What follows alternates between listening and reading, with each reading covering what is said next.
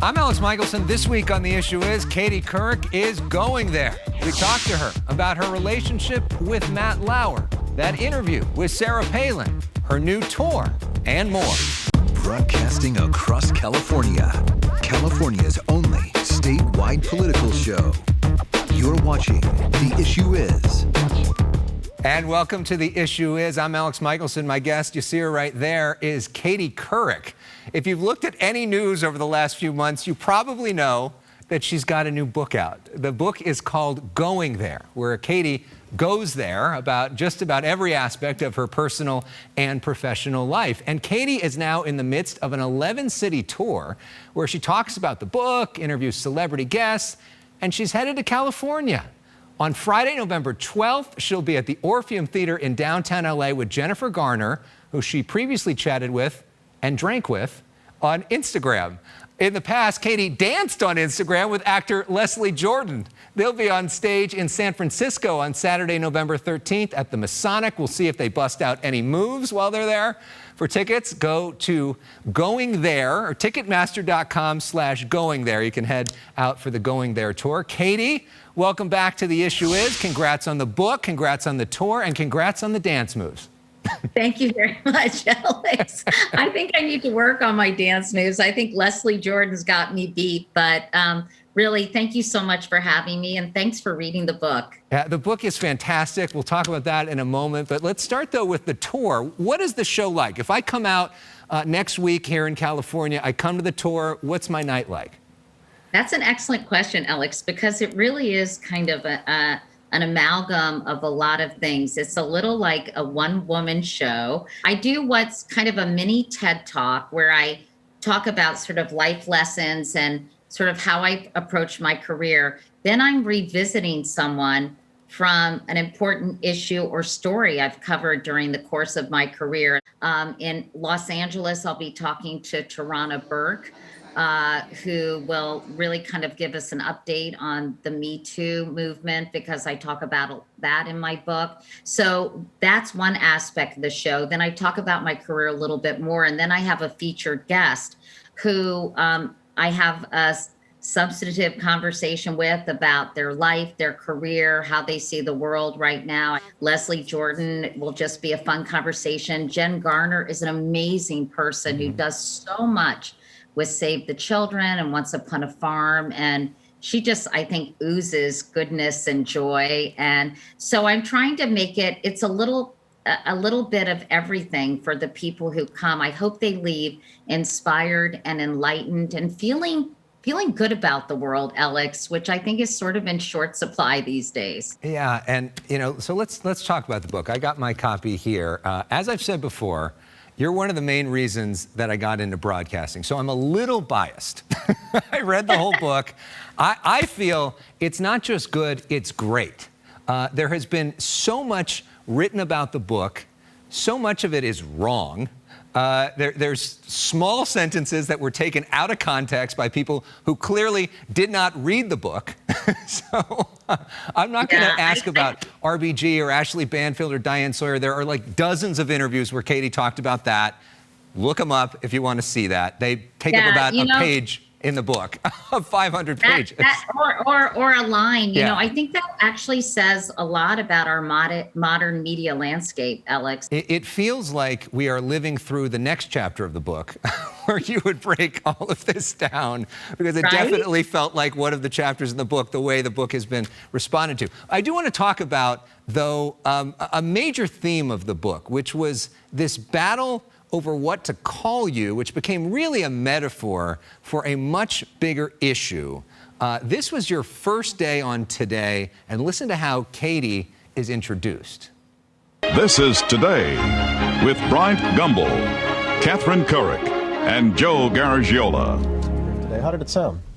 Sounded good, but I still can't decide whether I'm Catherine or Katie. No, Alex, re-rack it for us, right? Catherine Couric. So this became kind of a running theme throughout the book, right? Are you Catherine? Are you Katie? Are you serious? Are you funny? And kind of a bigger theme for, can women have it all? Can you be both?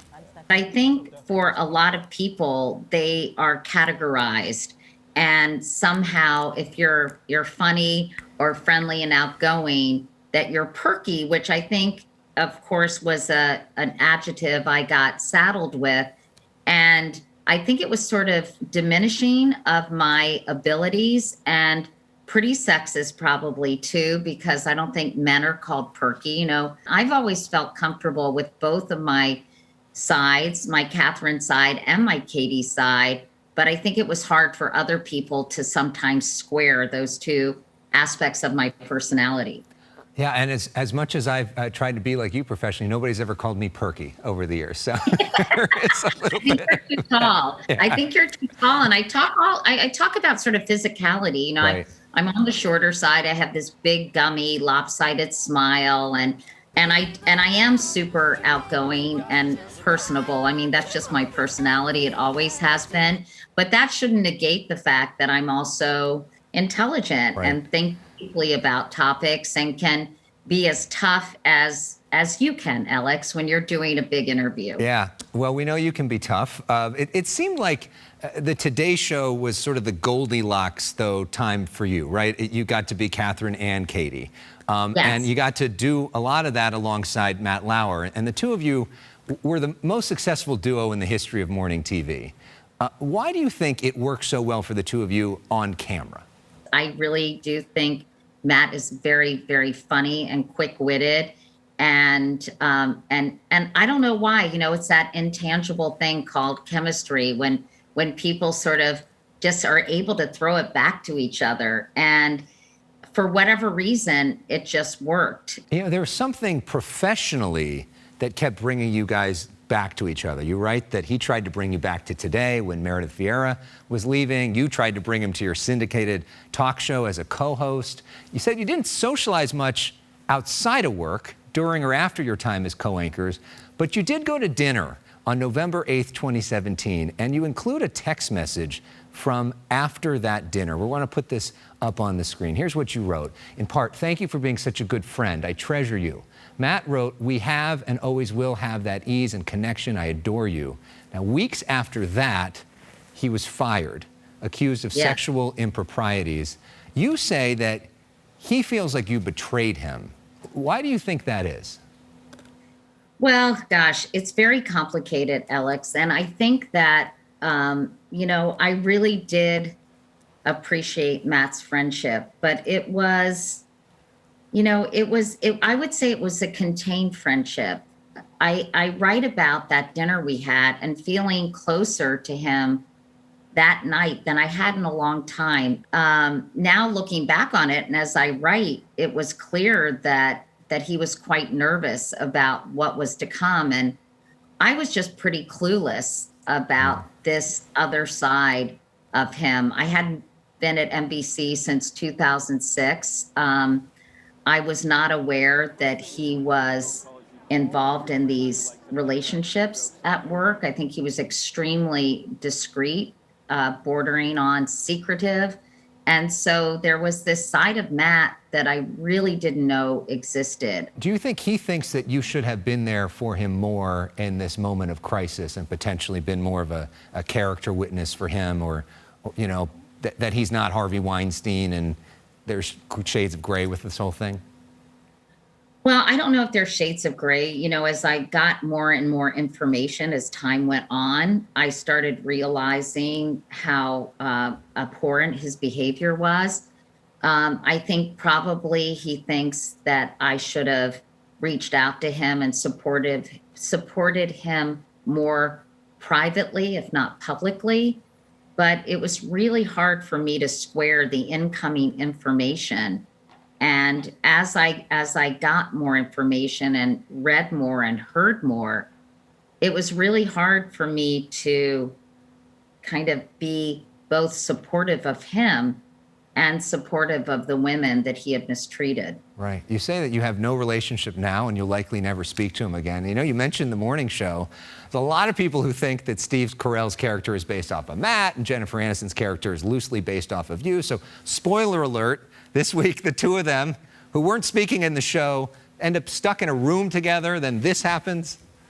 I want to be better. I want to be a better person, please. No, seriously, Alex. I want to be a good person. Now, we know that that's fiction and you're living a real life, but is there part of you that wishes that that would happen in real life? Do you miss Matt?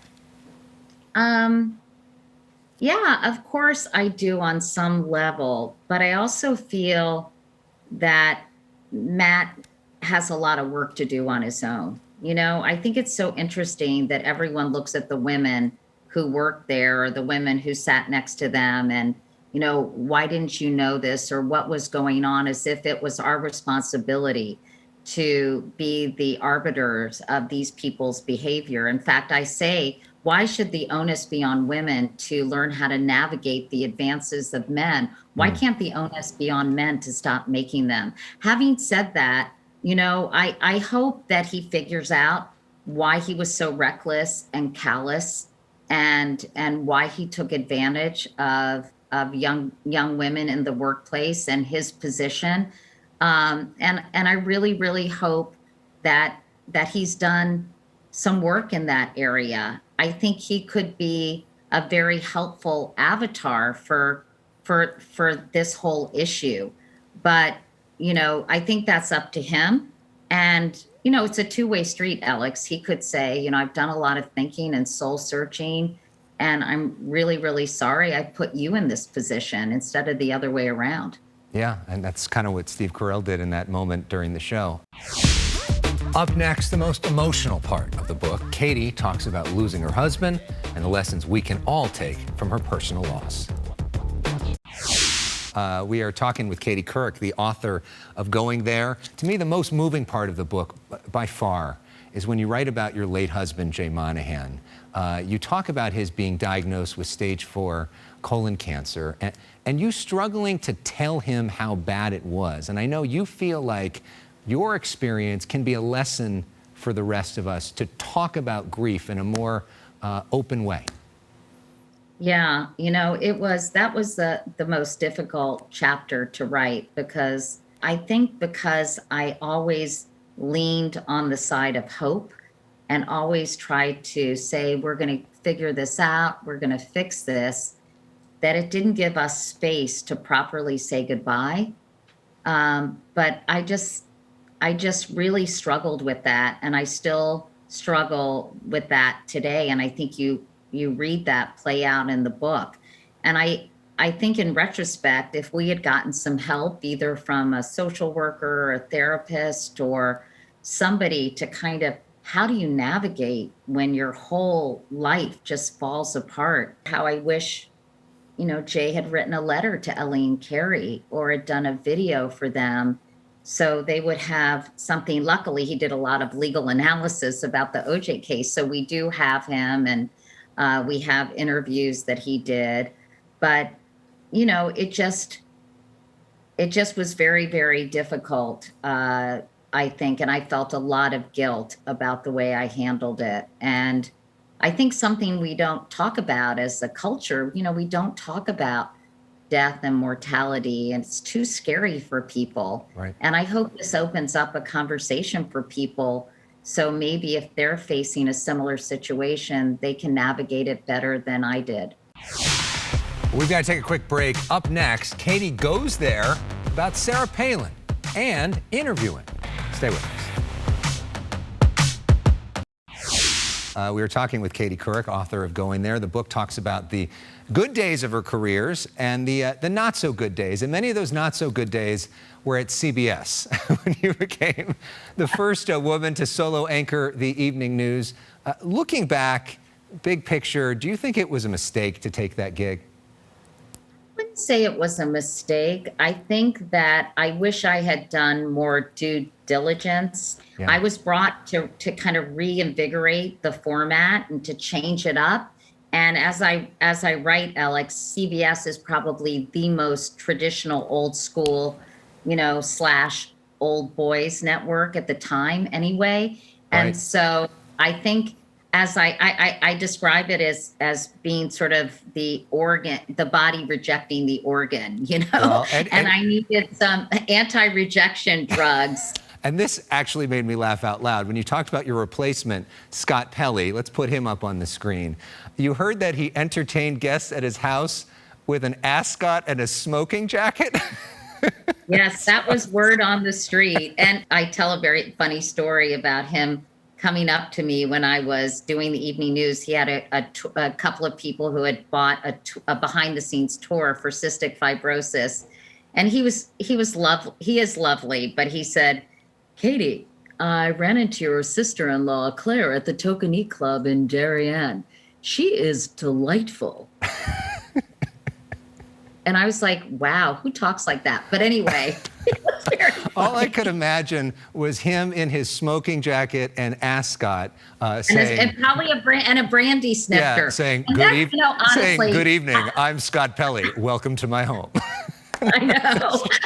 And again, I hope that, I just thought it was funny. And some of the things I put in there, I thought were sort of cheeky and wry observations. Right. Well, one great guy you worked with at CBS is our mutual friend, Brian Goldsmith. Let's put him up on the screen. He, of course, is one of our favorite political analysts here on The Issue Is. He was your producer on the big political interviews, none of them bigger than your interview with vice presidential candidate Sarah Palin. Here's a clip from that. What newspapers and magazines did you regularly read before you were tapped for this to stay informed and to understand the world? I've read most of them, again, with a great appreciation for the press, for the media. But like what one specifically? I'm curious that you... all of them. When Brian was on our show with you last year, he described you this way. I really mean this, is not just the best interviewer in broadcasting today. I really think she's the best interviewer in the history of television broadcasting. Which is very sweet, and I agree with. But you wrote a book about good advice.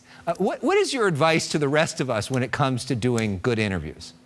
Nothing is more insulting, I think, than having someone who's unprepared. Then I think you want to really come up with questions that will elicit interesting answers. No, yes or no, clearly. But also, I try to ask questions that will help us understand how people think, that aren't predictable, that will illuminate somebody, that will give them a chance to share something that they haven't shared before. And finally, I think with Governor Palin, the best advice I got was from Madeleine Albright, who said you should just let her talk. She's kind of a blank slate. Nobody knows exactly her positions on a variety of issues. And I think when you're doing an interview, the impulse is to jump in, especially if there's a lull in the action. And sometimes you just need to sit patiently and let someone talk. Yeah, on the preparation front, I felt very nervous about going to this interview with you, so I felt like I had to over-prepare with the preparation queen. When we come back, Katie plays personal issues and dishes on the future. You're watching The Issue Is. We're talking to Katie Couric, author of Going There, whose tour is coming to California next week. Katie, to wrap things up, we like to play some games on The Issue Is, including a game called Personal Issues. This is where we put 30 seconds on the clock, do rapid-fire questions to get to know you a little bit better. All right, you ready for this? I guess so. Okay, what is the show that you're binge-watching right now? The morning show. What's your favorite alcoholic beverage? Spicy margarita. Who's your favorite musical artist? Linda Ronstadt. What's your favorite musical? The Music Man. What's the best book other than your own? I read Elizabeth Alexander's Light of the World, all about grief and losing her husband, and that really spoke to me. I love to read a lot of different books, but do I have my favorite book? That's sort of like, what's your favorite dinner? And I've gone way past the 30 seconds. Yeah, I was going to say, the clock never seemed to matter to you before on TV. Still. That's so true. You can ask the people on the Today Show. I was notorious for going over time. Yeah, me too. So last game, this is kind of fun. It's called the Name Game. This is the first thing that comes to mind. And I could have done this with people that you would dislike, but we're going to do it with people that you like instead. Okay, thank you. The first word, you've already got enough trouble. A lot of jerk. First thing that comes to mind, Ellie Monahan. I mean, just resplendent. Look at her. Yeah. Carrie Monahan. Genius. John Molnar, your husband. rock star and rock. Brian Goldsmith. Great friend. And finally, Adriana Fazio. Instrumental in making this book happen. Can I tell everyone quickly the Adriana Fazio story, That's Alex? why I brought her up, yes. Adriana Fazio was writing her thesis at Notre Dame on my career. So she came over, she interviewed me for her thesis, and I said, hey, you know more about me than I know about me. Would you like to come and help me write this book? I've signed a contract, I'm writing a memoir. And so after she graduated from Notre Dame, I hired her. And she is 24 years old. She is wise beyond her years. She's going to be bossing us around, Alex, in a matter of years. Yeah, There's there she is. Alex. She's literally by your side at all times, right? She really is. She's like my shadow. And what do you love, Adriana? What do you love about Katie so much? Well, I say all the time that I am the luckiest 24-year-old out there. And I'm also so lucky that she let me be as involved in the process as I was. And she's always eager to listen to my ideas, and she just is the absolute best. I love that. See, there are good stories out there. And you can check her out on tour, which is the ultimate. Go to Ticketmaster.com/going there to go check out Katie in LA and San Francisco next week. We're playing music. This is Get Ready by The Temptations. I don't know, maybe we can make it a little louder because we like to dance on this show as California gets ready for Katie to come back. Katie Couric, thank you so much. Thanks for all the inspiration, and those dance moves really are something.